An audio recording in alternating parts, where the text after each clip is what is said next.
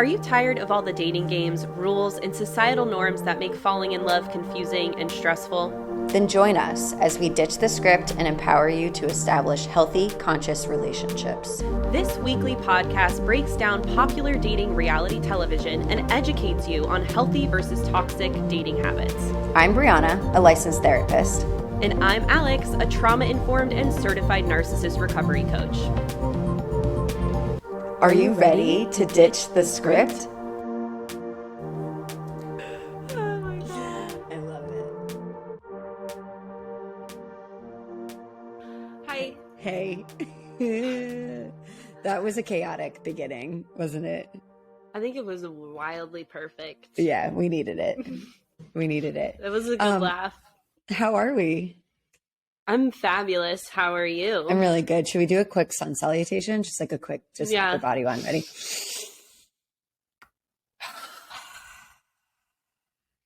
Amazing. Middle, sorry. No, I think middle is right. I think, but my cord's in the way. Of course. Amazing. Well, I feel better. Yeah, me too. And it is feeling like summer here. It is over 80 degrees. Yeah. I got a little tan yesterday. So wear your sunscreen, kids. It's that time of year. Yeah. SPF 50 or bust. Plus. Yeah. Yeah. I'm a 50 girl. I'm a 50. How about you? Agreed. I just got some free sunscreen from Sunbum and they sent me 30% and I was like, what is this trash? It's not enough. I'm like, no. And I've been, if I do sit outside for like 15 minutes, I'll put that on. But yesterday I sat lakeside for like 5 hours and we were lathering up the 50 about every 45 minutes because you could feel yourself baking. Well, yeah, you're just like in a, there's nothing around you to create shade. I mean, we did have an easy up, so I eventually moved my butt under there. But Okay, yes, cool. It's like, you think you're like, I'm going to sit outside in the sun and just soak up the rays. And then 10 minutes later, you're like, okay, abort mission. We need shade get out of immediately. Here. Yeah. The sun is brutal. I sat in the sun this weekend. My friend and I went to the beach with Tucky Ducky. And this is the first time in a couple of months that I've like sat at the beach and just chilled, like bathing suit on. Yes. And we went in the water and I was like, and when I got out, I felt, wow, this felt so good. I need to come back here and just do this more, make space for it more is what I mean. Going in the water makes me feel like I just did like a regulating exercise for 30 minutes. Yeah. Love it. Yeah. The I become a water's little awesome. guppy. Do you become a guppy in the water? A mermaid, you are. But yeah. Okay. You're a mermaid. I'm a tiny guppy. I am one with the many sea things. That's okay. Yeah, you can be my flounder. I'm just kidding. Oh, I loved Flounder. From Little Ariel. Yeah, he was the best. Yeah. From Little Ariel. From Little Ariel, Little Mermaid. Shit, get your cartoons right, kids. Damn. I didn't used to work there or anything. Yeah, you didn't used to actually be employed by Disney. Dance in front of her. Yeah, and just not know one of the most iconic Disney princesses of them all. Don't tell her. I've been thinking about that karaoke comment for weeks.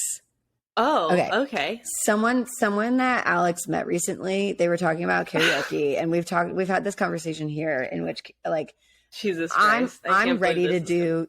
Yeah, sorry.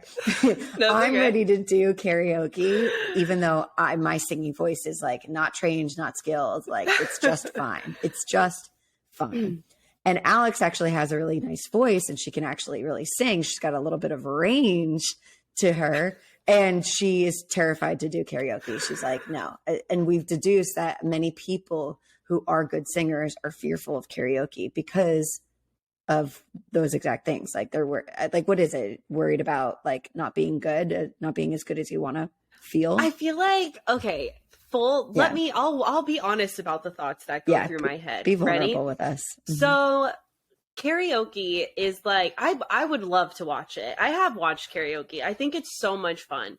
when I think of myself going up there, there's a part of me that would take it seriously because it's like I obviously want to do good because I do enjoy singing. Right now I just sing for me, myself, and I in my apartment or in my car, and it's like I'm at my own concert. It's my Eras tour in my freaking car. T Swift can step aside. But right now, when I think of doing karaoke, it's like either that part's going to come online and be like, must be perfect. If my voice cracks, oh my God, I deserve to live in hell for the rest of my life because of the vocal sin. Like this intensity comes on.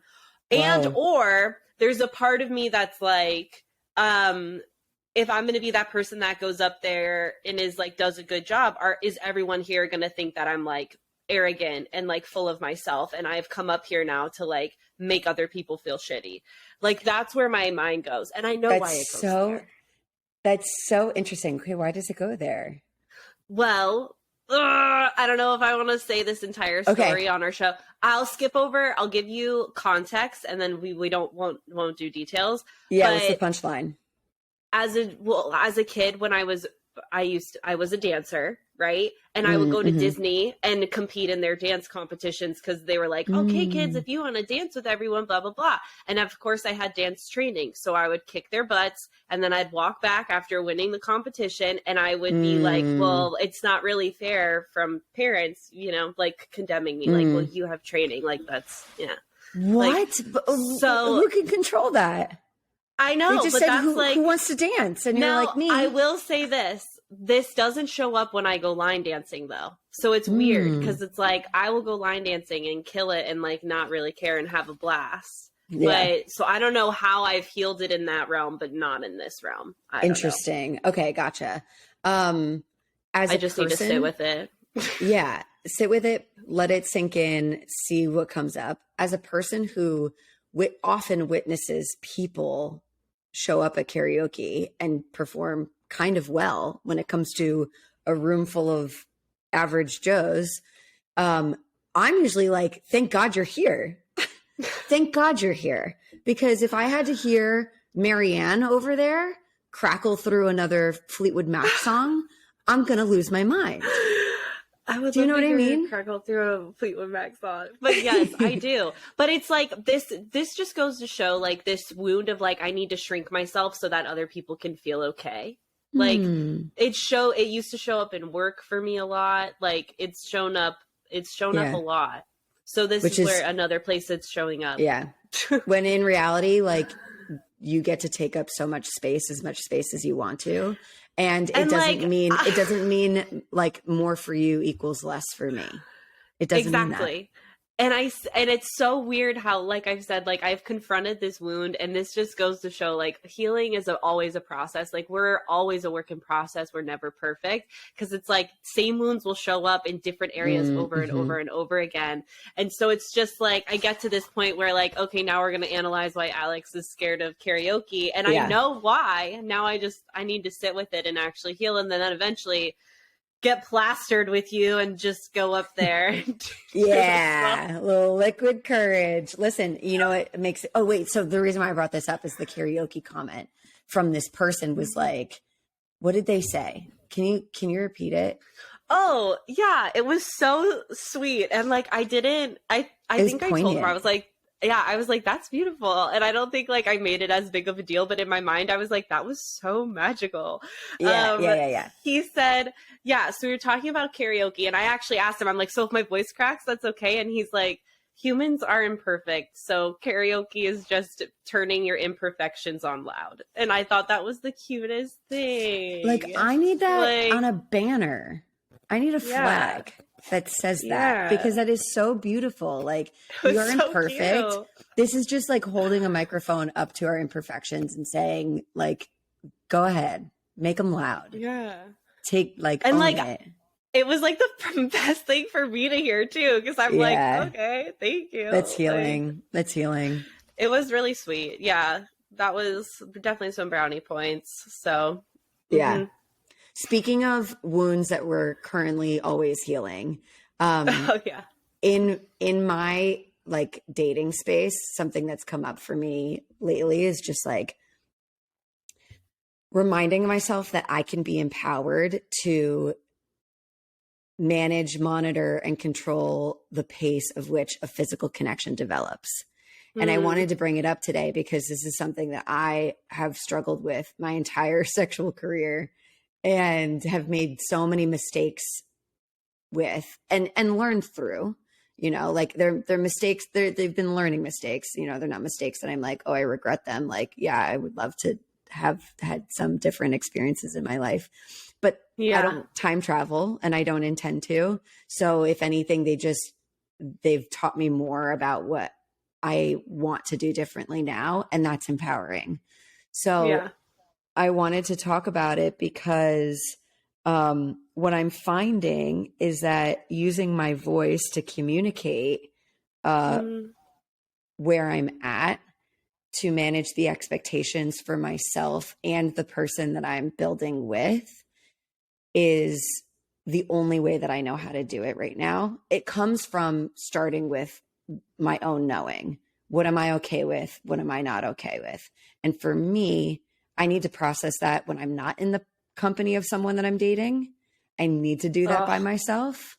Yeah. Because honestly, as a self-proclaimed and community endorsed good time gal, if I'm in the company of others that are other people are like, let's have a good time, whether it's partying or like doing something a little crazy or karaoke or hooking up, I'm usually like, I'm down. Let's go.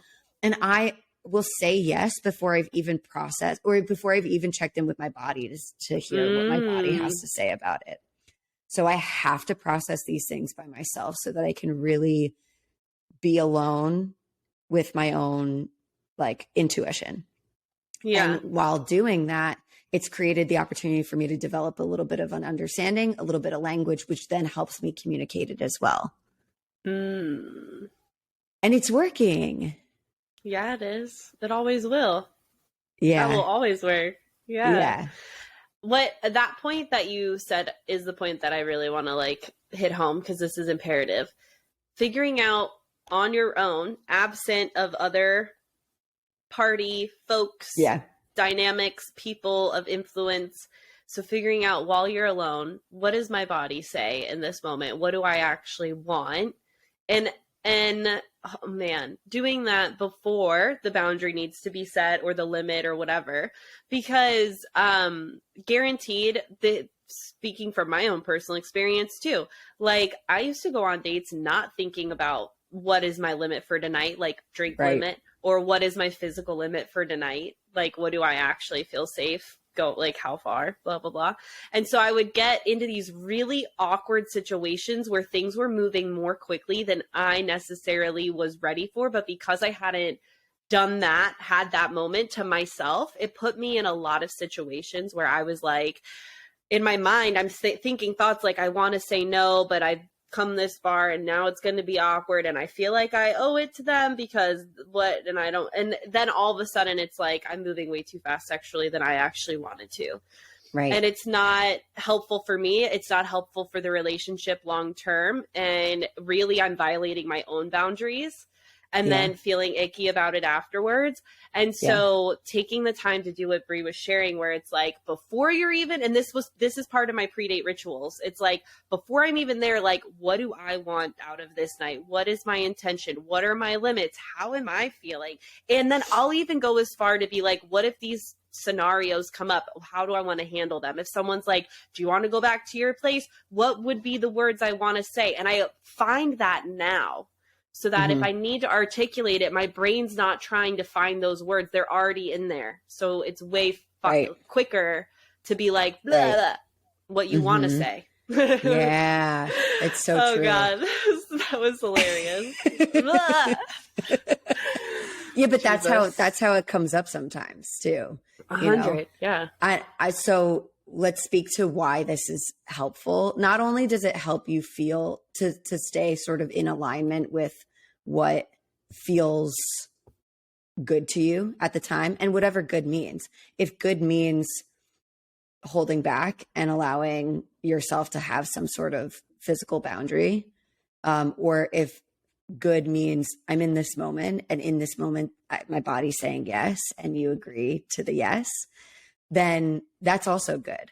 But what's helpful about engaging in this process and really feeling empowered to make every choice along the way, like nothing happens without your permission, but you have to check in with yourself if you even have your own permission first. The point of that is like, when you honor your no for however long no is relevant, there's no like, it's no for 5 dates and then like all bets are off. It's no for however long you want. It could be no after first date. It could be no after 30 minutes, but honoring your no for as long as no is relevant and having that no be held and honored by the person that you're saying that with. Yeah. If they're able to do that, first of all, if they're able to do that, if they can't do that, right. That's sexy. If they can't do it, you will find out very quickly that it ain't it. It ain't it. If they can, trust me, like you will start to notice differences in your body. Yeah. And when you feel yes is on like a fucking light switch. Like Donkey Kong, baby. Yeah. 100%. I completely agree. I think there's nothing sexier than a person who you're dating actually respecting your boundaries and all different kinds of boundaries. Like, yeah, we're talking about sex right here, which 100% your body, your rules. Okay. But in other ways too, like even intellectual boundaries, which came up for me the other night where I was like, ooh, I'm not really a fan of this topic. Let's change subjects. And it's so great to be able to do that in a healthy, mature way. And yes, Bria's right. You want to know sooner rather than later. So set the boundaries and see how they respond. Yeah.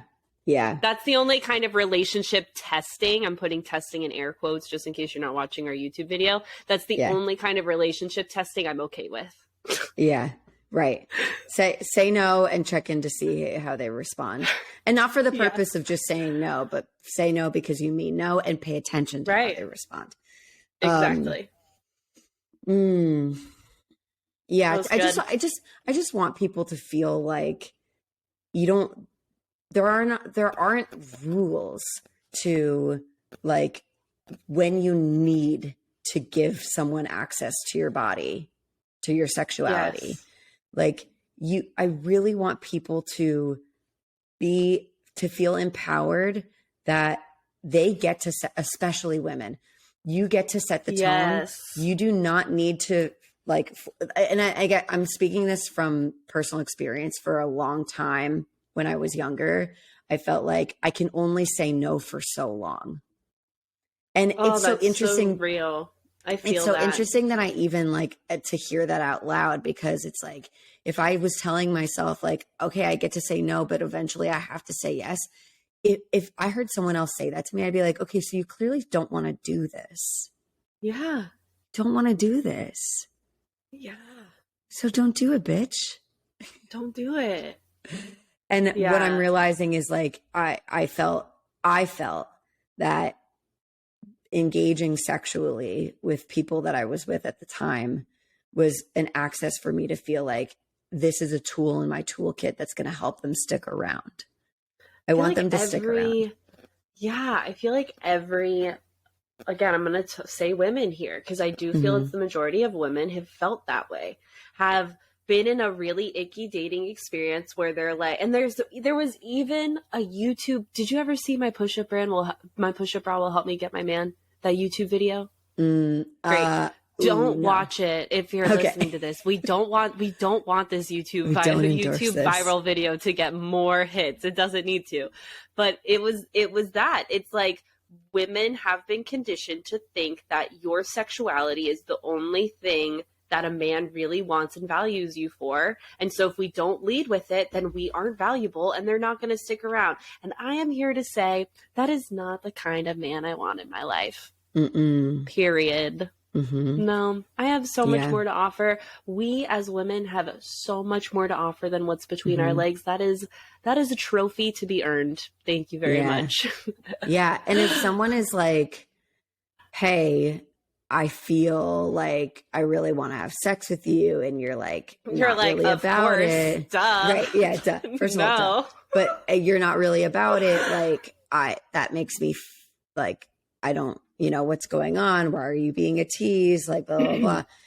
Ooh, no. If anyone talks to me like that, I will back up. Yeah, it's over. But it's like, first of all, there's your answer. Second of all, yeah, until you make me feel safe, or that, like, I should want you. If I'm not wanting you, I'm outie. Yeah. So, just wanted to share that. Yeah. Here we are.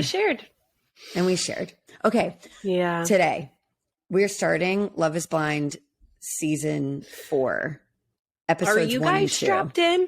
I just want to check in with the audience. Are y'all strapped in? Because I won't lie. When I turned this on, I was like, are we really here again? Are we really in these pods again? The other one just ended. Maybe that was like back in November, but it feels like it ended yesterday. It feels like it was yesterday. I was like, not about it. I was like, fuck, why are we doing this to ourselves? Why are we doing this again? It's like, well, because the first 2 episodes are always so crazy because there's so many people. So many people. Okay, who am I supposed to pay attention to? What's happening? Yeah. And we have the notes. We have the notes. We're gonna try to make the most sense of this as possible. It will eventually make sense, but basically, the drill. Yeah, no promises. Just bear with us. Just like get on this choo-choo train, okay? Yeah. The fact is that there's so many people. We're going to talk about the bigger connections that come through in the first 2 episodes. And of course, as always, we'll point out the things that made us ick and the other things that made us like want to celebrate. Although, like, I'm not having too many sellies. Much. Yeah. Yeah. Okay. I don't like anyone on this season yet, dude. Okay, the only person that I do like, and this is where we're starting, is actually Chelsea. I didn't know if I was going to like her. Do you know I could be okay with about? That. Yeah, I do. Yeah. The other blonde. I'm okay with that. Yeah. Chelsea is the person that we meet out the gate, and I immediately wasn't sure that I was going to like her. And I actually think that it was because of her physical presentation. I didn't think that I was going to like this like white blonde. You thin sliced her. I thin sliced her. I did big time. I was like, this bitch. But she actually turns out to be one of the more, at least so far that we've seen in the first 2 episodes, one of the more solid people. And when we get there, I'll tell you why I feel that way. But we open out the gate. Can I just like run through a bit of the programming of like who? Do whatever the fuck you want. Okay. It's our show. That's right. So Chelsea starts connecting with Kwame. Kwame starts connecting with Micah. Micah and Paul meet. More on that later. Paul and Amber are connecting. More on that later. Then we get to meet Jacquelina, who also goes by JB and Jackie. And she's connecting with Marshall and Josh. We meet Tiffany. Honestly, to God, I have no idea who she is. Brett, we meet, and he and Tiffany. Oh, it is Tiffany. That's right. Okay, right. Brett and Tiffany meet, and they're vibing. We meet Irina, who I have lots of thoughts on. We meet Zach. Me too. We meet Zach. Zach's connecting with Irina and Bliss. We start to get to know Bliss a little bit more. We start to get to know Zach a little bit more. And that's it. And I think that's it. Those are the biggest hitters. This is my frustration, is like, I see some cute boys up in this lounge that aren't getting any. I'm like, who are you? What's your name? I want to meet you. Like, I know. I see them hanging in the background. I'm like, you with the denim jacket, you're cute with that hair. Yeah. What's your number? And we don't get to find out anything about them because clearly they don't make it very far. Which makes me sad. The thing is, though, is like, maybe it's to the credit of the fact that you're doing this blindly, too consciously. No, I was gonna say blindly. Like you get to see, you and I get to see that dude's cute. Like that girl, stunning, beautiful, like hot. Like why aren't they connecting with people? But the thing is they are not seeing each other, so clearly vibes aren't vibing in the pods. Because if vibes are vibing, it's too boring. Maybe. Like, meaning to interview. I do think, I don't think that anyone stays on the show. Like, you have to be connecting in a way of, like, you're getting proposed to for you to stay on the show. So I think that it's not about like who's hot and getting engaged. No, it's just like who's getting engaged. But that's my point. That's kind of what I'm trying to say is like, I'm bummed. I'm personally bummed that I don't get to find out who these other cute guys are, just because I mean, I'm sitting here watching the show and I want to meet all of them. What's your name? I want to have a personal investment in one of these guys. And so far I am not personally invested in anybody. No, everyone was super No one's weird. a Brennan and Alexa this season. God damn it. I do think that the show's kind of trying to set up Tiffany and Brett as one. I know, but they're not it. They're just not it. Can you tell me why? Let's just get to it. Because Brennan and Alexa are special. Why? I enjoyed their personalities more. I enjoyed them as like, and this isn't any shade. Like, I just don't click with Brett and Tiffany. I think what we've seen so far with them is great. Like, sure, I have some notes on them, nothing wild, but like Brennan and Alexa were so quirky because Alexa was so confidently herself and like didn't give any fucks, and I vibed with that. I was like, yes, girl, you do you. And Brennan's just a solid ass dude, solid ass human being. So, you know, them coming together, and obviously as like the season went on with them in season 3, I was like, I bought more and more into their relationship. But even in the pods, I was like, I liked watching them, but I haven't found that yet with anyone else. So that's why like Chelsea's the only woman that like reads that same level of confidence. Cause there was a moment that she was in her own lounge, the women's quarters, where she was talking about, where she was like sort of wondering what was going on with her connection with Kwame. And she says that she's talking to one of the other girls, and she was just sort of like doubting the connection, not necessarily herself, but the connection. She was like, it makes me feel like it's me, but I know that there's nothing wrong with me. And the way that she said it, it really came from a place of knowing, not from like a toxic positive. Like, I know that I'm supposed to believe that. It was sort of like, it makes me feel this way, but I know that I'm actually fine, very, very dateable, nothing wrong with me. Yeah. Where we have someone like Amber, who's, it seems like an amazing girl, but she says to the camera, she's like, really, why am I still single? I don't know why I'm still single, which is so interesting. I really relate to that because for such a long time in my life, I was like, I don't get it. Why am I single? Why don't people see it? And now I'm like, oh, I know exactly why. I know about 6 very, very vibrant reasons as to why I'm single. And a good percentage of them are my own choice and my own doing, you know? So like it's just two very different places of knowing. Yeah, 100%. Yeah, I also, the other comment that I liked that Chelsea said was about gossiping, but we'll get into that later. But I agree with you. Yeah. She's the only one that has made 2 comments, because I remember that one as well, where I was like, yeah, that's it. But I still am not like about her, you know? Like, no, we don't, wait. We don't know enough about her. We don't know enough about her yet. So we'll see. We'll see. I'm like defending her. I'm like, you don't know her yet. You just haven't spent enough time with her. That's okay. All right. And I could see us liking Jacqueline a lot as well. Like, she's got a lot of fire. She's got a lot of like zest. But I also wonder if some of it's like a front. Why you're hesitant? What's happening? Those are the feelings I'm getting. Thoughts that you have. It's a front. Yeah. Yeah. It's a guard. Yeah. It's to protect yourself. It's a guard. Yeah. Listen, now I understand why people don't want to hang out with practitioners, because literally, because people are like, have a fucking good time. I don't know what you're talking. We're a great time, Bree. What are you talking about? I know you are. I am too. But you know, when someone finds out what you do, and then they're either like, oh my God, help me, or they're like, wait, stop talking to me. Stop asking me questions. Yeah. I've had one guy be like, well, since that's what you do, let's talk about, and I'm literally like, oh my God. No, absolutely not. Let's not. Yeah. Yeah. Okay. Sorry. Let's go. Next.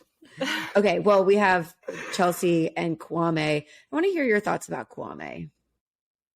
In this pod with Chelsea, I actually have a note that he feels so scripted. That's literally all I thought have. that like the earlier dates that we saw, it's hard to know from edits like chronological order. It's really hard. But Kwame is like, I'm looking for like empathic responses, which like, yes, be on the lookout for empathic responses. Yeah, I am too. But like, where's your own authenticity? Where's your own I just it didn't feel like he was really like letting his own stuff down to be you gotta be a little vulnerable to get vulnerable back. Yeah, true. It just felt like he was reciting like, you know, his like mantra for what he wants. It just, I don't know, it didn't feel great. And I thought Chelsea was really bubbly. Yeah. That's all I have. That's my note. Paul. Oh, I thought he was love bomby. I caught a couple lines to Chelsea and that were super love bomby, and I was like, back off, bro. Okay, and we're going to tell you what we mean by that, because I think we're having the same thought. If someone on a first date with you tells you our wedding when we get married, and it's not just fully banter, which even if it's a little bit of banter, like you want to sort of have an eye on. Mm-hmm. Yeah. That's a love bomb. That's a love bomb. It's a love bomb. The one that irked me the most was, your voice is so sultry. And I'm just like, okay. That made me cringe, but there was something that he said next that send a physical reaction through my body, which was your voice tickles my brain. I like that. I'm not proud of it, but I do. Okay, here's the thing about Paul. Listen, I'm not, my mind can be changed, but I'm almost certain that he's full of shit. But in which regard? Like, well, I don't believe everything that he says. Me neither. I don't think he knows what he wants. And that's the other thing. I don't think that he doesn't know what he wants. I think that he's thinking with his dickhead. Yeah. He's cold, but he's like energetically down here. Yeah. But I think he is as lost in his brain as Cole. 100%. I agree. That's what I'm However, unfortunately, the biological parts of my body love his voice. And he's the best flirter out of all of the other guys. He's the best flirter. No other guy has like flirting game that he does. It's love bombing. Like any of them. It's love bombing. But it's good flirting. It's the other love bombing thing. Yeah. I'm sick. Well, I'm sick. We need a love bomb vaccine, a tall guy vaccine, and an accent vaccine. Those are the 3 vaccines that here at Ditch the Script Pod, we are working with the manufacturers to get so we can save the world from procreating with assholes. Okay? You're so right. Thank you for our service. Yeah, if you want to donate to our mission, please head to our website. I'm kidding. Venmo me directly. But Brianna-Dachison.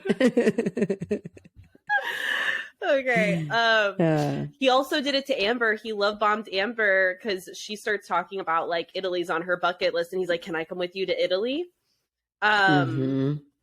You can also tell he's like not, at least this first day, he was so because I was about to say, like, you can tell he's not paying attention. So it could be that. It could be also that he's so, like, amped up about this experience that his, like, hyper energy is causing him to not pay attention. But he asked for Amber's name twice and was like, whoops, I already asked that. I thought that was kind of funny.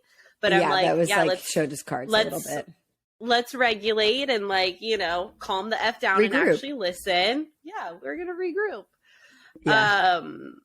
Yeah. So that's that. That's my thoughts on Paul. It was interesting to see him connect with Amber, someone who seems to be. So what we know about Amber is that she's been married twice, which also means she's been divorced twice. She definitely has a lot of feelings about that. And I get that that's definitely borrowed from society because society wants to make, and I don't know where all of these people are from. or where they Yeah. live right now. Like the last one, it was very clear that they were all from Texas or living in Texas. And this one, like there's some New Orleans like celebrations, but that might just be Paul. I have no idea. Anyway, Gotcha. but so anyway, she definitely carries with her this like sort of branded negative self image when it comes to these marriages, which makes me really sad. And she seems at the same time very open, like she really wants to connect with a new person, and she's doing that with Paul. But again, I'm not really sure how genuine Paul is. I think Paul loves to hear himself talk and spit game personally. And at the same time, he's also connecting with Micah, who at the same time is also connecting with Kwame, who at the same time is connecting with Chelsea. We have like a bit of a zigzaggy love rhombus puzzle. It's a love, it's a love puzzle. I love rhombus. Yeah, I love rhombus. It's true. So it was interesting because it seemed like Paul and this is what I had issues with. Paul and Amber were connecting. Micah was feeling really good about Kwame. And then with Paul, the minute that she knew that Paul was like really building with Amber, I think she got really threatened. Yep.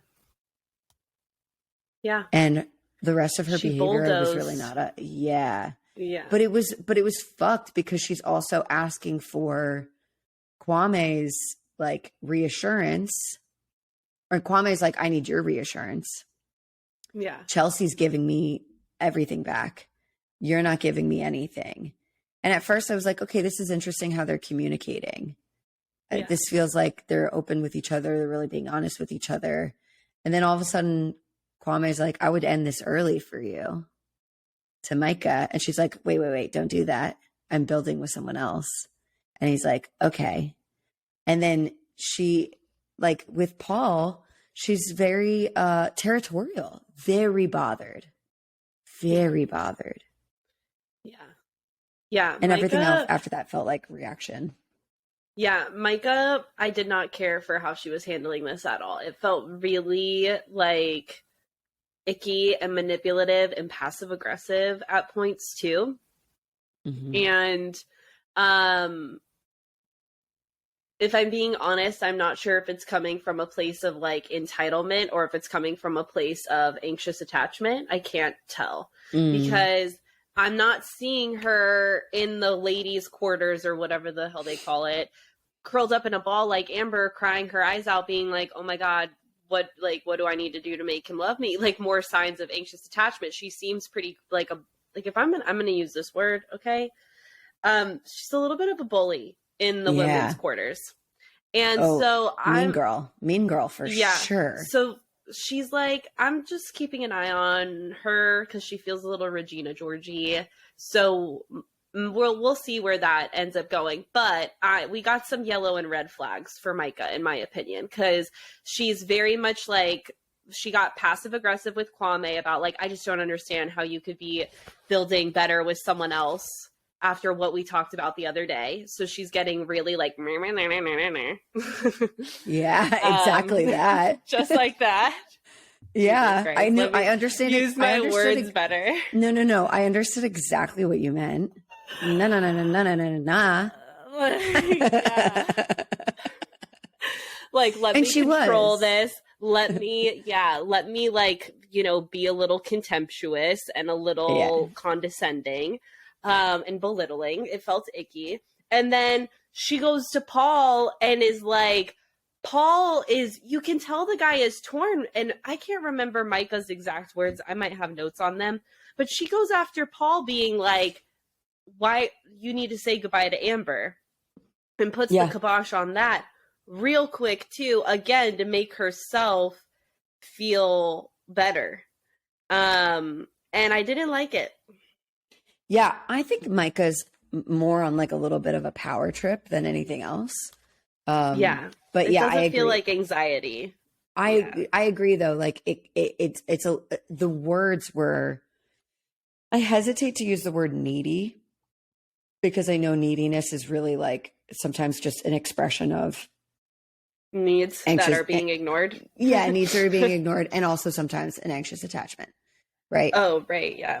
But I do think that like, so it just, but psychology terms aside, it felt very kid playing in the sandbox doesn't want anyone playing with her toys. My toy, yeah, exactly. It's my toy. You can't have it. You can't have this. But as soon as I'm done with this toy, bye.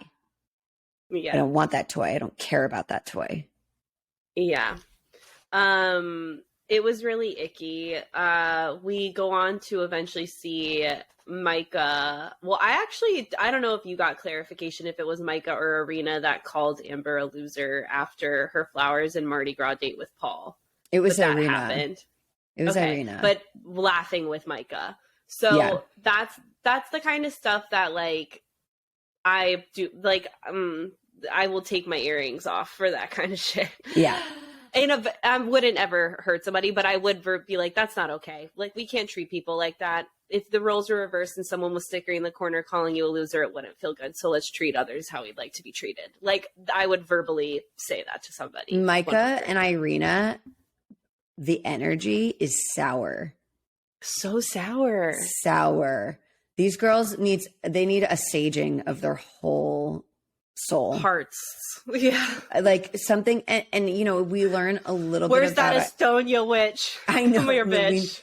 We need a witch straight to the women's quarters pronto.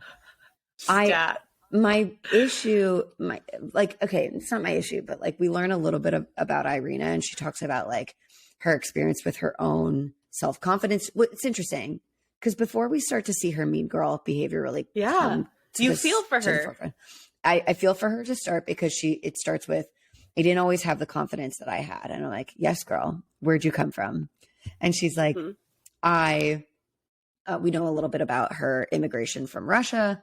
We know a little bit about her history with pretty bad acne and what that's been like to like recover from. And I'm like, yes, totally. These are things that wound us. We all have our stuff. They all live with us. And it's our job to be responsible for them so that we can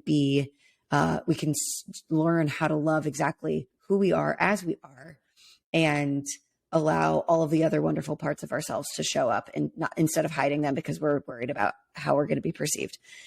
Yeah. And then when I see behavior like that, I'm like, okay, I can see how this developed when you're younger, but you very much have not grown out of this mean girl behavior. I can see how mean girl behavior like that for a kid who's really insecure about a lot of stuff shows up. That makes sense in a child.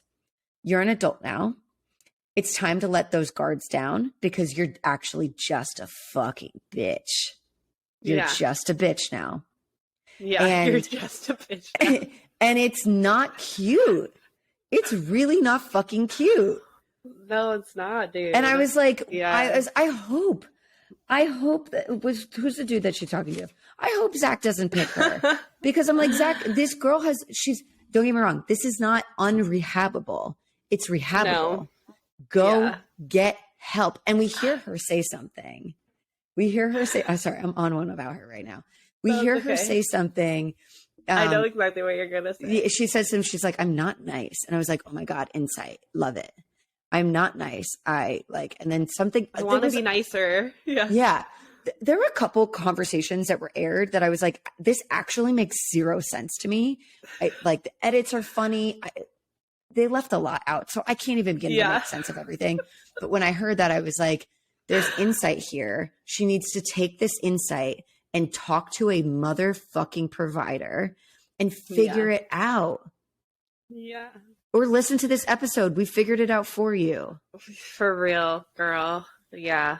You are more than where you've come from, and you are so innately worthy. You don't need to do anything to prove it, so chill the fuck out. Chill the fuck out.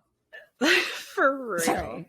She's just such a mean girl. And also the way that she was like shifting around, like to go. I don't even understand the mentality of a person who would see a girl, the two of them together, toxic as fuck.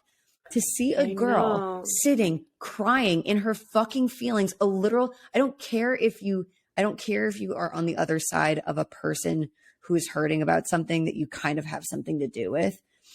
Whatever. You see a person who's literally going through a thing and she's super emotional about something so much that she's like, I need to take myself out and away. I need to have a safe person amongst a room full of strangers. They don't have contact to anyone that they know. She's upset. She's in tears. For you to go over there and be like, first of all, to send your crony, go listen. Your crony goes, sits down, is trying to listen and like giggles. And like, I understand nervous laughter and maybe that's a part of it. But like, you're actually just a fucking asshole. Like, I don't understand how that could make sense as an okay thing to do. Y'all are you're in your late 20s. You're in your early 30s. There's no excuse for this kind of fucking behavior anymore. Really I didn't even know they were that old. I thought they were young 20s. I was going to hopefully blame it on that. That's worse. There is no one there that is like younger than 26. Yeah. Oh my God, you guys. Yeah. We got to do better. We got to do better. It's not okay. Yeah. Like, no, so many women say like, I don't feel safe being friends with women. And this is exactly why. Because this kind of shit happens. And it's not okay. We're not on the playground in third grade anymore. Like, I am shocked that didn't kick off. I'm shocked. If I was Amber, I would have tears and all. I would have been like, and what the fuck are you doing over here? I would have lost it. I would have lost That's it. What I was saying. If I was in it, would have been like, hold my earrings. Like, sorry, you want to come over here? You want to be part of a conversation? Should we? Yeah. Let's really get on this reality television show right now. I have something to fucking say. Snooky it up right here. Yeah. Bree's jersey's gonna come out. Oh my god. Oh my god. Back scary. Up. Yeah. Florida girl. Yeah. What do you want? But really, it'd be like a conscious conversation. I saw that you were over here. I'm really curious. I just really would have been like, do you really think that that's the appropriate way? Like the next time I see you crying, if I were to do this to you, would you be okay? Or take some perspective here, homies. Wild. Okay. So we see that childish display of behavior. The Micah situation, like it's just tough. Yeah. I mean, what else is there to say about it other than like Micah decides that she wants to like cut things off with Kwame just to be with Paul. It's basically like a challenge. It's like, we're both going to do this, right? Which I understand if that's where you're at, like that's the conversation that you need to have so that you both know where each other is at. And you can move forward in the pod, whatever. But she then has a date with Kwame soon after. And I understand her sort of getting to the point. She's just like, hey, here's the deal. And he was like, you could tell he was in pain. He shut it off really quickly. He was like, all right, sounds good. It's been nice knowing you. Thanks for your time. And then he tried to switch into a place of gratitude. And then he was like, yeah, I'm out. Micah gets out of there. He literally like, something bad happens to him over the next couple of days with this. So I want to hit like pause here and kind of unpack what's happening, because we hear and see Kwame develop this really great connection with Chelsea to the point to where Kwame says in his confessional, Chelsea is like a ride or die. Like he can see that. Mm-hmm. And yet he's still chasing and prefers the girl that won't validate him. So this is the epitome of someone chasing a trauma bond situation. Like something happened in Kwame's past where he was starved of that kind of validation. And so now, because it feels like chemistry, it feels like the spark, it feels exciting with Micah, he's so focused on this gal who is giving him what's really anxiety, but he's interpreting it as chemistry, right? And so when he has someone that he knows how they feel about him, he knows that Chelsea likes him. She doesn't shy away from being like, look, I'm into you. But that's not exciting for Kwame, the security. And so this is the trauma. Like if it were to have worked out, that is the trauma bond in the making. And this is also the epitome of dating potential. Like when we hear this term, people think like, you know, they can get in their head about what it means. I actually just had a whole conversation with someone because they misunderstood, and I can't even remember how they interpreted it. But this is it. This is dating potential. Hoping that someone will change to make the relationship better, right? And it's like, we need to understand that if this person isn't willing to grow in that way and they are committed to being who they are without any growth or evolution, there's no amount of communicating your needs that's going to convince them to change for you, nor do you really want that because it's not true change. So with that being said, Micah, congratulations. Rejection is redirection because you dodged a bullet here, my friend. But Kwame, what did I say? Micah. Oh no, the bullet was Micah. You dodged it. Good job. Yeah. Kwame. Yeah. Sorry. Thank you for fixing that for me. My bad, guys.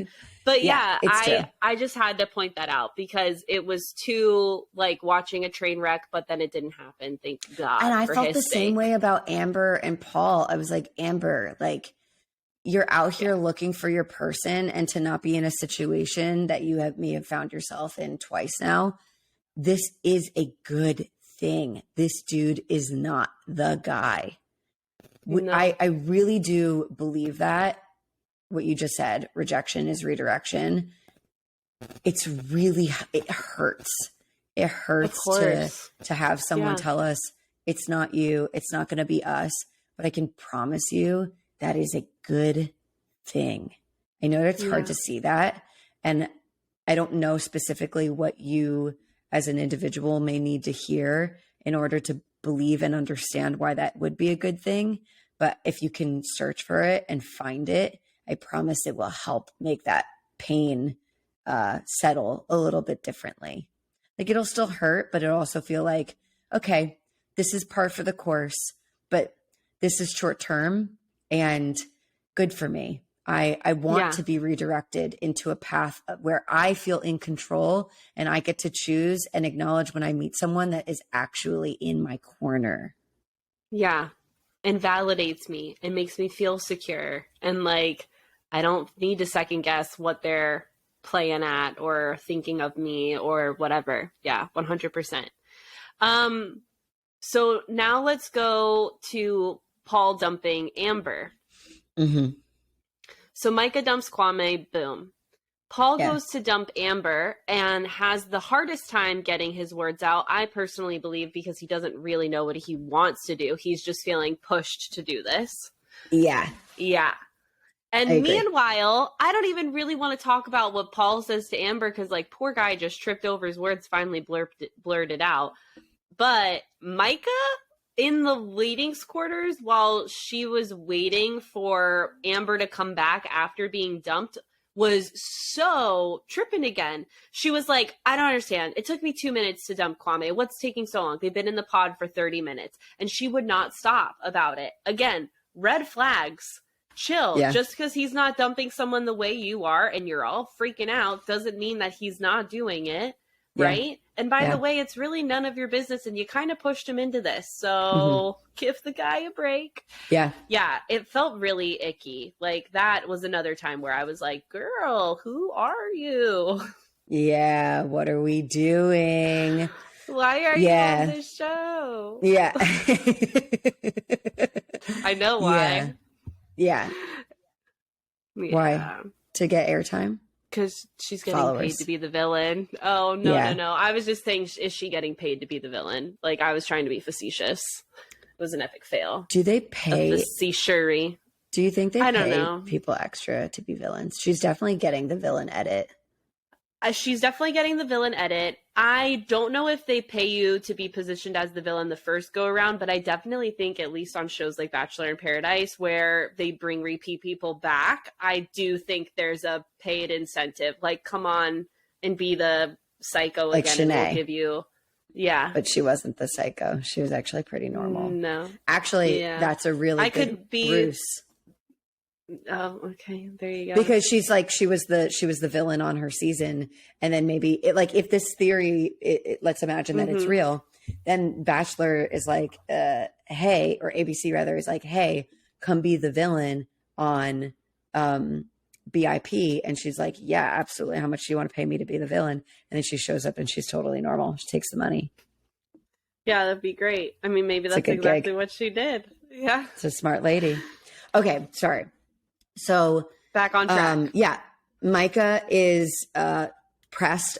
Again, that also sort of fits in with her energy and her, like, it's a restlessness.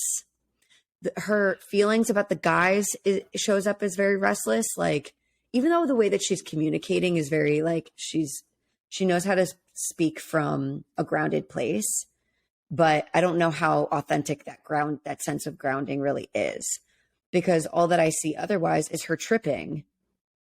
Yeah. She's like tripping about the guys, but how she communicates it is differently. Don't be falling in love with anyone else now. And when she's in the women's quarters and she's waiting, she's like tripping about how long it's taking. Like, give them a minute.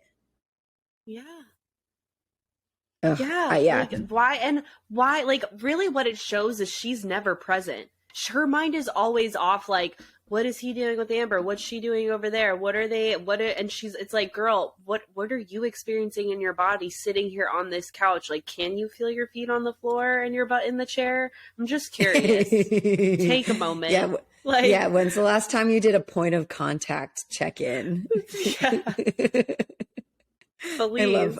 I love when we weave Jesus like regulation interventions into. Well, because if this is what it sounds like to be in my brain all the fucking time, like even while I'm playing video games, if I'm in combat and I'm like, like, oh my god, and I can feel myself holding my breath, I'm like, okay, my butt's in the chair, like it's just a video game, like. Yeah, that's hysterical. That's hysterical. I'm always regulating.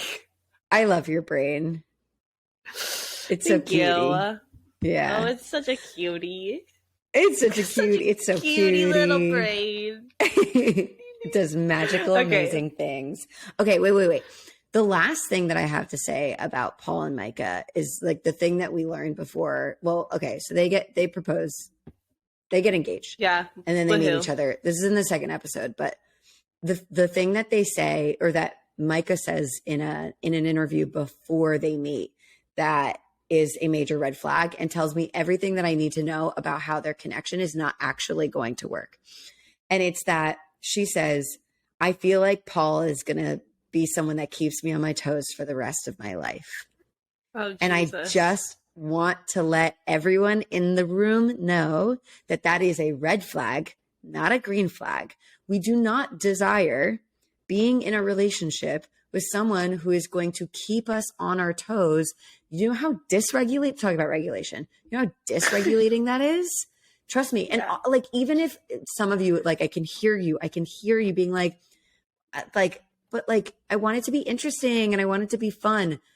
Listen, that type of mess about gets so old. And I guarantee you, unless you are truly like have not healed the chaotic place of your attachment style. No, truly. If you have not figured out why you are constantly drawn to chaos and dysregulated and distressing dynamics, come see Alex, go talk to someone, because if you are in a more like stable, neutral place in your life, or you're working towards getting there, I can tell you that whenever you get there, the keeping of you on your toes will get so fucking old, and you will just be looking at your partner who you've been doing some weird fucked up dance with for 20 years. And you will actually be asking yourself, who the fuck are you? And why are you doing this to me? Why are we doing this to each other? I promise you that's how it ends up. 100%. She's right, y'all. Listen, because what she's actually describing with this on my toes isn't the like on my toes to kiss him. It's really a state of anxiety that she is describing here.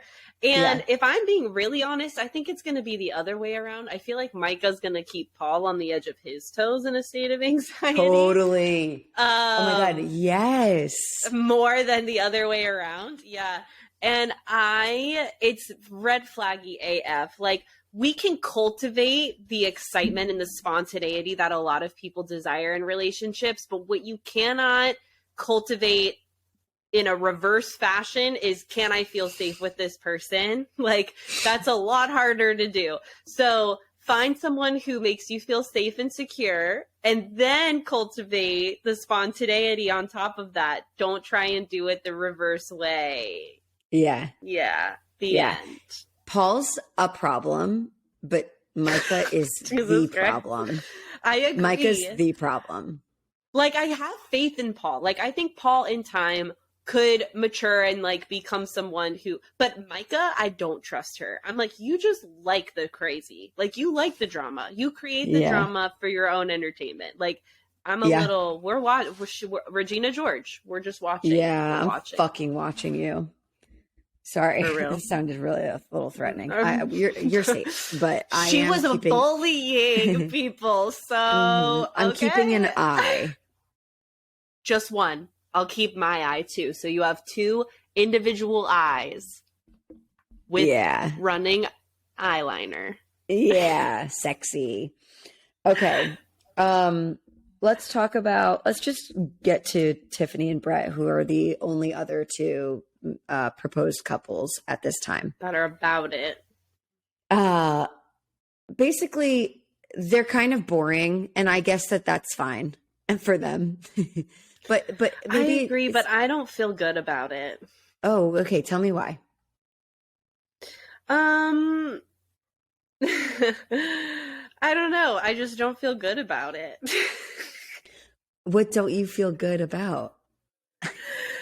What do you like? Okay, what do you mean? I got into my notes. In my notes, there's something that Tiffany says that has me like a little like, she is positioning herself like this damsel in distress. So she says, you're going to make me better and you inspire me. She says these things about him. And I'm just like a little like, are you reading that because it sounds like it's out of like a Notting Hill novel? Like, you know, or are you saying things like that because like where is that coming from? Like, I'm just curious, because I think it's great to meet someone that you admire for a quality that they possess that you don't.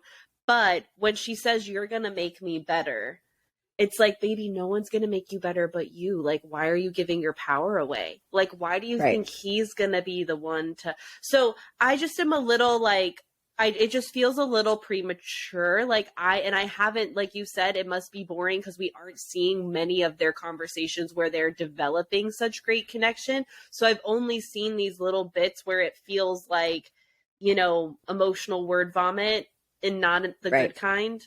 So I that's like what I mean. I like Brett. I feel like I have. Yeah, what? I just saw something in my notes that I didn't like. Okay, tell me. About Brett. Oh, tell me.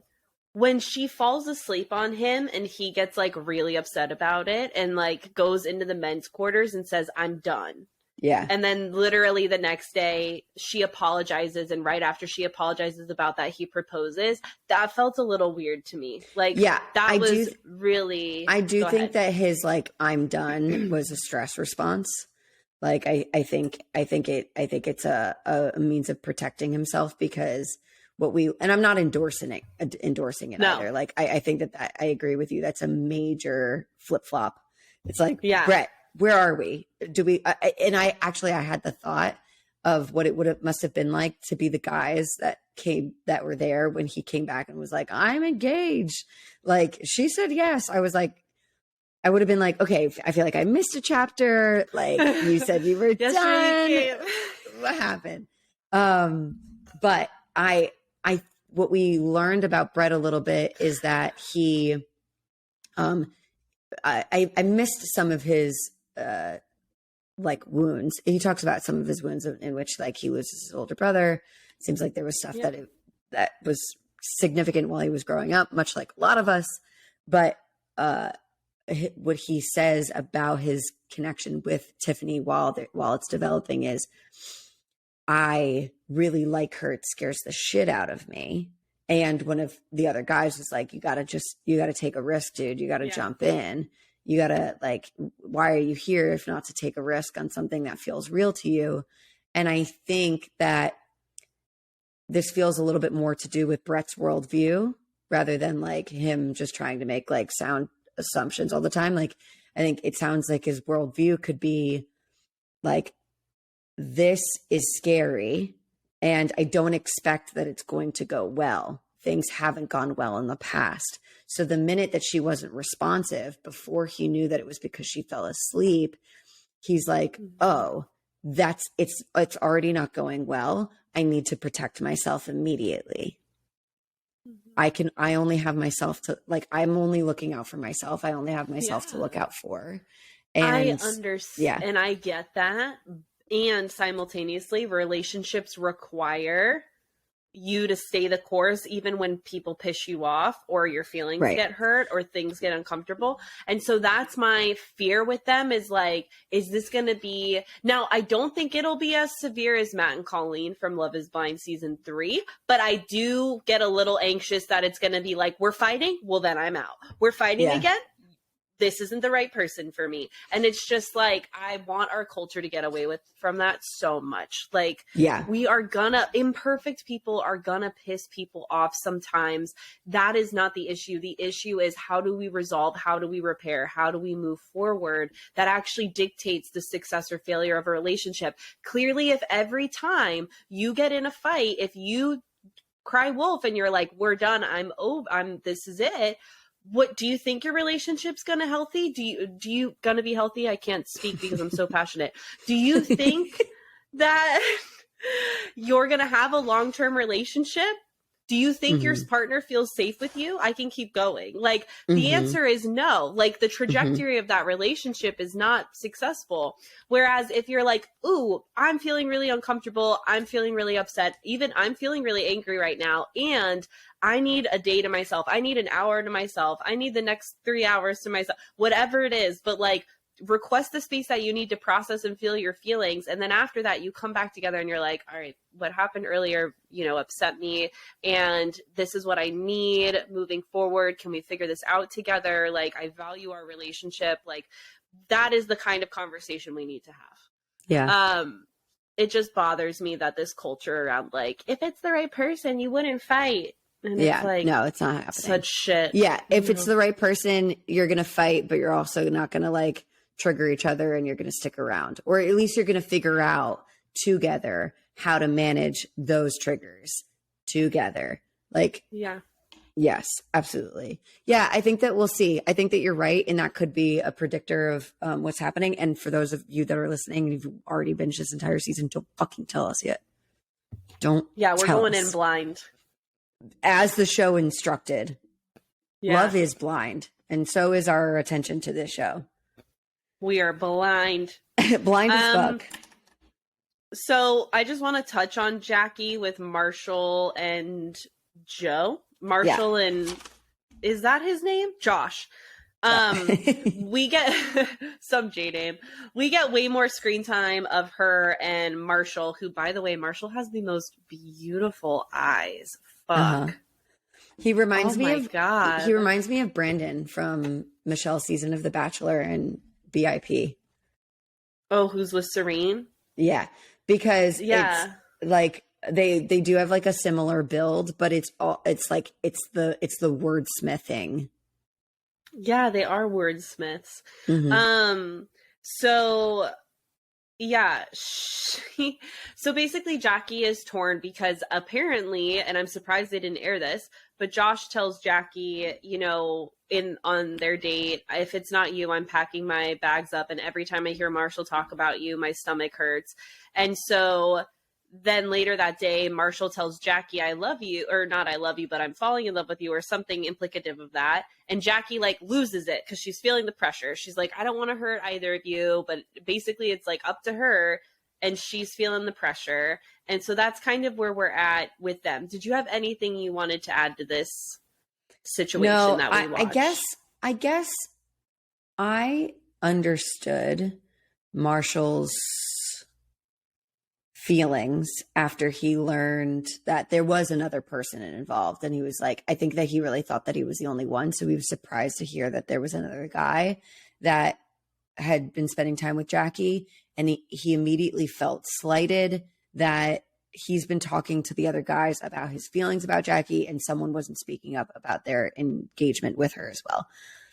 And I just thought that the reaction to that was a little like an orange flag for me, because I'm just like, dude, like, I get that you feel a little frustrated, but it just felt low-key pretty dramatic. I was like, dude, it's fine. So I'm glad we had this conversation, because I was interpreting Marshall's anger to be at the fact that Josh was low-key manipulating Jackie. Oh. That's what I thought he was annoyed. When someone tells you, it's kind of like an ultimatum, right? Like, Josh sits down in this pod and is like, I've packed my bags. If it's not you, it's nobody else, and I'm going to go home. Which kind of makes Jackie be put on the spot to be like, well, of course I like you, to make him stay, because if she hasn't, even if that's not true and she hasn't figured it out, she has to tell him that to keep him there now, right? So it puts her in a really shitty position. I thought that's what Marshall was pissed about, and that's why he went back in there all on one. I still think it was dramatic and unnecessary, but I made the assumption that that's what fueled his anger. It's both. And we won't know. Yeah. We're going to find out, though. I mean, I feel like those two are going to duke it out. The boys. Somehow. Yeah. And maybe they should. Like, I'm surprised that more people aren't talking to each other in the pods about their experiences to figure out, like, what the dealio is. For real. Whatever. Okay. We should talk about Tiffany and Zach. Oh. I'm sorry, not Tiffany and Zach.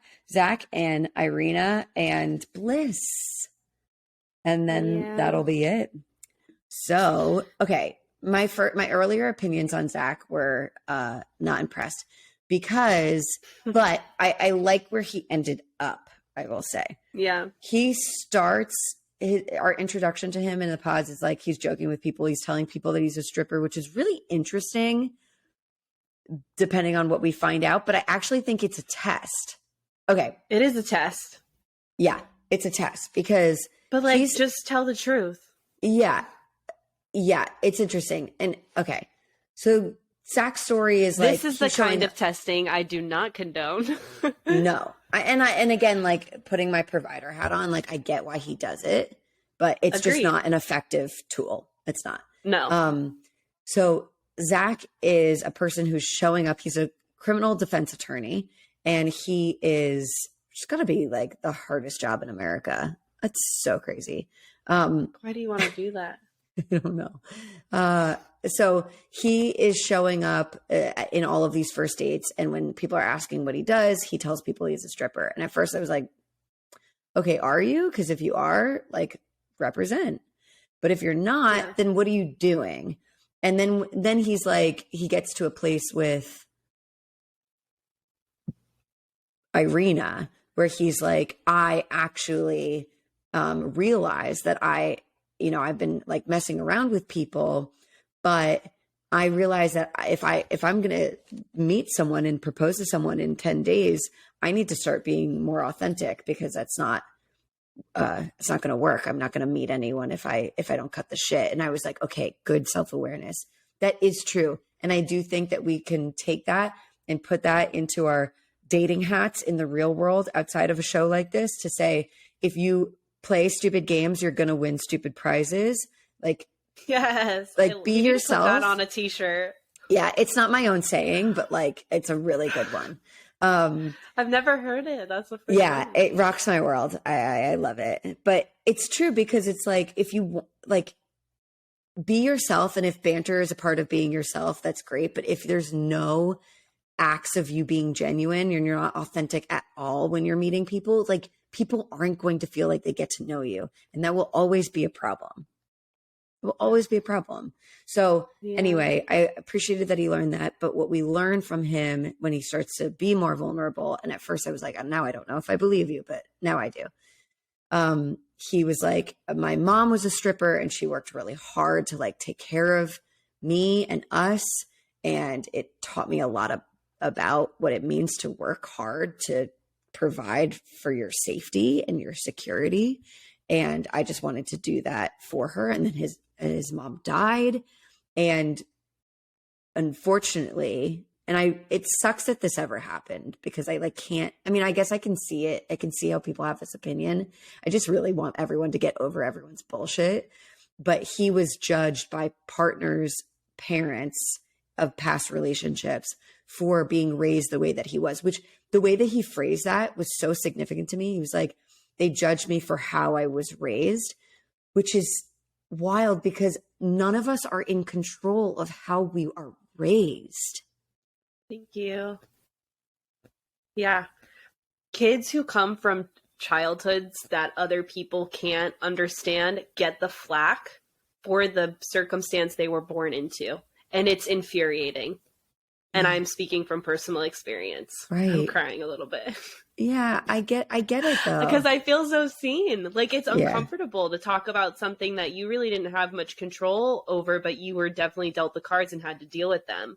And so, and like my circumstance compared to Zach's is not like, you know, everything's relative, but like, fuck, like his childhood. And so I watch this and I'm like, my heart breaks for that little boy that was mom's was working late nights trying to figure that out and make ends meet and keep him as safe. And, you know, he ends up, by the way, going to law school. Yeah. Fuck yeah. Yeah. So yeah, it's really sad. He has no control over that. And so to hear his story of how, and like, I get that test. Like, that's why I'm like, I'm with you. Like, I so understand it. And simultaneously, like, he's never going to be able, no matter how he tests people, to control what other people choose to perceive his childhood as.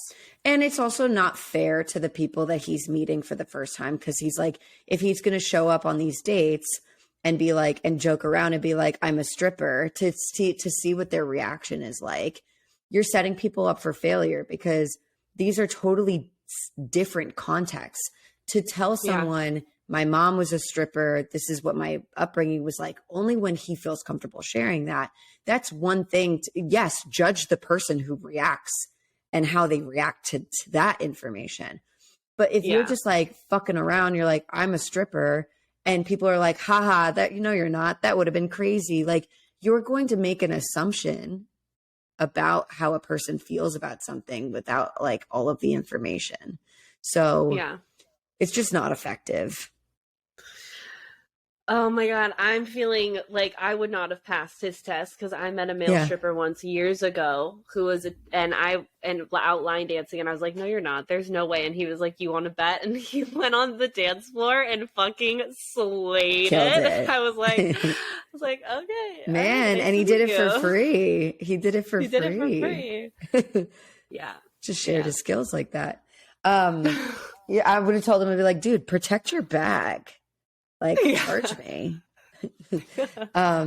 Anyway, so I felt for him. And we do start to see him. And again, maybe this is edits, but we start to see more of this human side of him. I really hope he doesn't turn out to be like a raging douche. We'll find out. I don't think he will.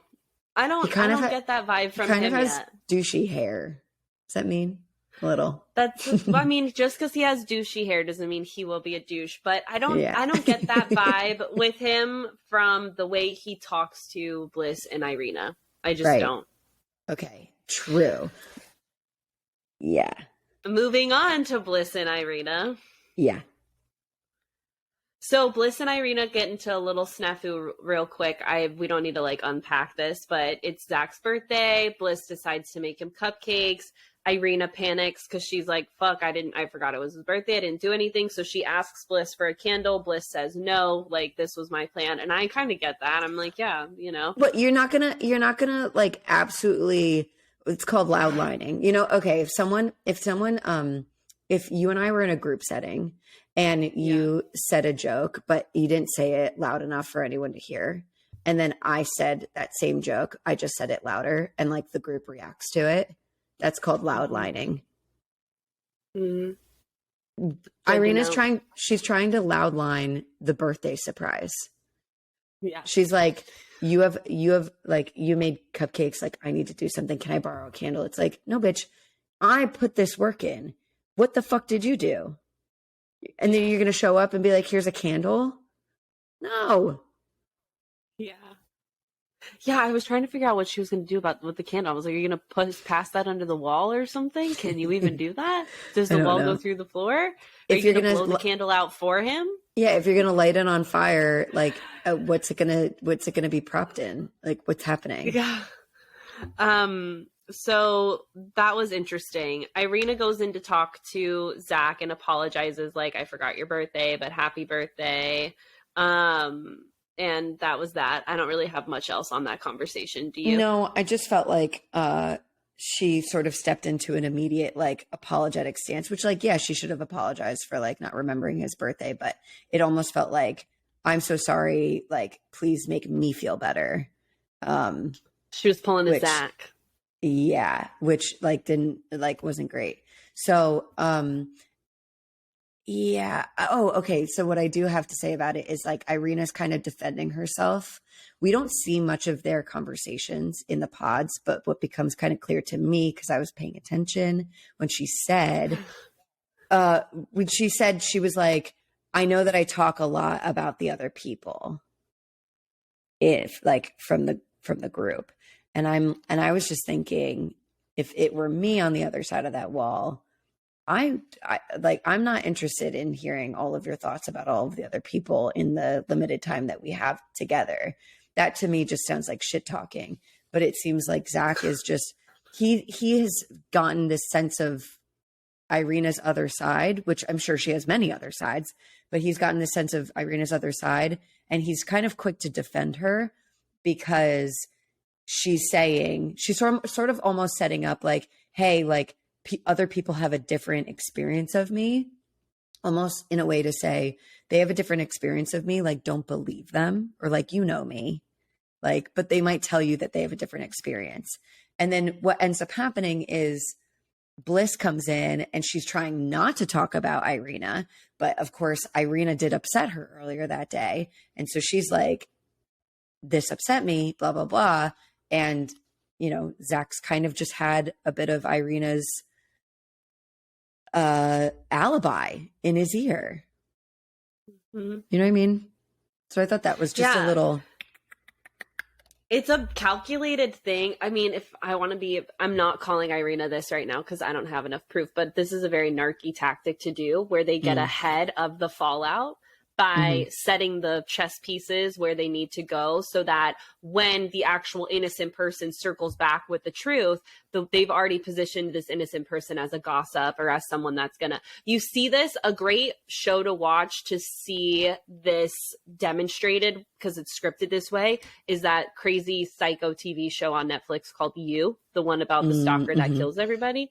Yeah. Because there's a lot of manipulating and like BSing that needs to happen. And so the way that each time something goes down, it's always set up ahead of time. So this is like a class act in a negative way, by the way, of what textbook is really the term I'm looking for, of what narcissistic, manipulative people do. Again, I don't have enough proof with Irina, but since we're on the topic of like, just this is a tactic that is used, I just want to say that.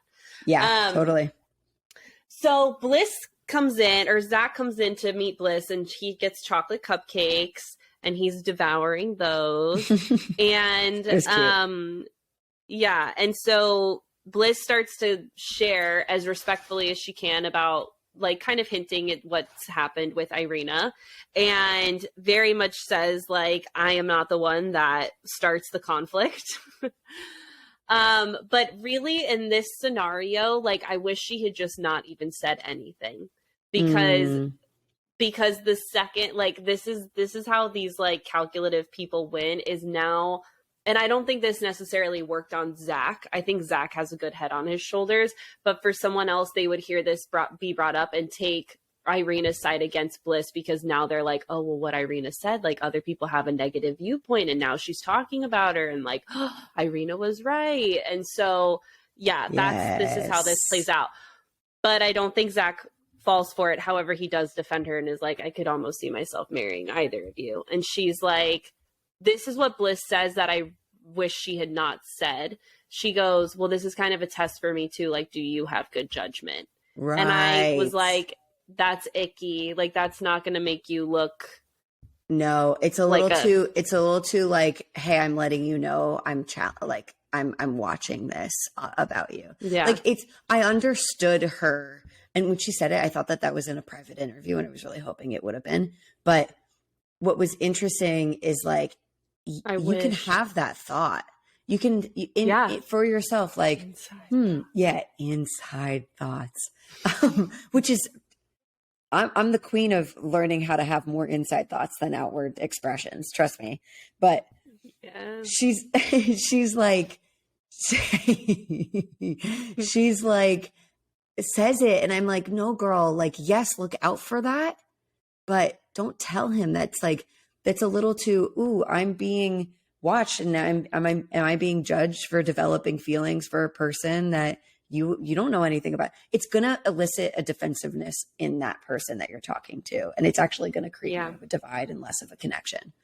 If she was really curious about it, she could have been like, I mean, I don't know how appropriate this would have been, but like, what is it about your connection with Irina? Like, how do you feel connected to this person? Yeah. And like, I agree. If you're going to ask, just be direct and ask the question, you know? But really, like, the way that you set yourself up in a dating scenario like this is you focus on your connection and your connection alone, and you keep your eye on the prize and tunnel vision, because what isn't looking good for Bliss now is these little comments she's brought up, when I do believe Bliss is the better option out of the two gals, but she's not doing herself any favors because of this dramatic irony of what we've seen Irina set up and now trigger within Bliss. So it's like, we'll see what ends up happening. Yeah. Okay. What are we ditching? Okay. I know. I already know that we're ditching. We're ditching like the mean girl behavior, like all of this, like very, very childish acts of jealousy and conniving, calculated snarkiness, like the calling people names. I could not believe women at this age were calling other women in the same room as them losers. For real, dude. I literally, I was like, there's no way. There's no way that they're calling them losers right now. So we're definitely not doing that. We're not doing that. Any of it. We're not doing any of that. No, we're definitely not. Okay, let's see. I want to ditch this idea where the only kind of flirty banter are these comments that are like, when we get married, or I'm coming to Italy with you. It's like, can we be more clever with the way that we flirt, please? Like, you know, figure it out. Yeah. But let's get away from the love bombing stuff, because it's just like, it's too much too soon. They were doing some other stuff that was like, it was like doomsday. Like, what would we be doing? Or do you want to know how you want to die? That's an interesting like offshoot question, but it turned into a love bomb, which was like, I would want to know. And if I knew that I had a week to live, we'd be spending all of it in bed. And she was like, ooh, in bed. And he was like, we'd be napping. Like, it's still a little too juvenile. Yeah. It feels juvenile, and it's very predatory on like fantasy. It can get sexual, and then the whole conversation is just pigeonholed there. And it's like, you're not really getting to know someone when you're in a make-believe mindset of fantasy world of like, let's travel here and let's stay in bed all week. Like, you're not getting to know the person. So ask better questions. Talk about things that actually are rooted in reality. You know, and then when you develop a rapport, then you can do what's in your bucket list? Like, where have you always wanted to travel to? But don't start there, you know? It's such a good point. That's my 2 cents. No, it's a really good, tip. Word. Blessings. All right. Well, happy Love is Blind month. We will cover the next 2 episodes 3 and 4 next week. Listen with us, watch with us. If you already watched, you already know the drill. Don't fucking spoil it, bro. Don't spoil it. We want to be friends, not frenemies. And if you want to continue to be friends with us, go to our TikTok and our Instagram to go see what we're doing. We are back on the content game. Woo! Woo! Slowly but surely. We're in this bitch. And if you want to go to our website to ask us a question or apply for a free 30-minute session, you can reach us at www.ditchthescriptpod.com/podcast. And finally, but certainly not least, we would like for you to go to Spotify and Apple to rate us on Apple, leave us a review. Wherever you're listening right now, just drop some stars. Just tap those stars on your way out of this app. Yep, tap in. Go to our YouTube. Subscribe. And if you're on YouTube, hit the subscribe button wherever it is. Subscribe, like our videos, watch them, play them in the background. It's a good time. Just hang out with us. Yeah. That's it. All right. Bye. Peace and love. Peace and love.